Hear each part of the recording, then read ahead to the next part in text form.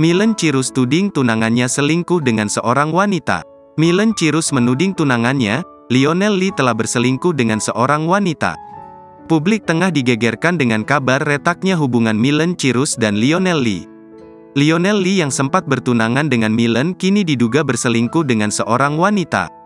Hal itu secara blak-blakan diungkap oleh Miley Cyrus sendiri lewat unggahan Instagram pribadinya. Sosok wanita yang bernama Brigitta Baruna dituding jadi selingkuhan Lionel Lee. Argumen tersebut turut diperkuat dari seorang warganet yang mengirimkan informasi lewat DM untuk Miley. Miley kini terus berikan sindiran keras kepada Brigitta Baruna. Bahkan Miley berani mengunggah potret wanita yang diduga selingkuhan tunangannya.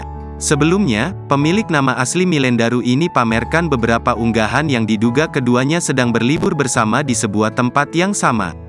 Tak sampai di situ, Miley juga menyebutkan bahwa Brigitta yang diduga kekasih baru Lionel Lee merupakan seorang penari.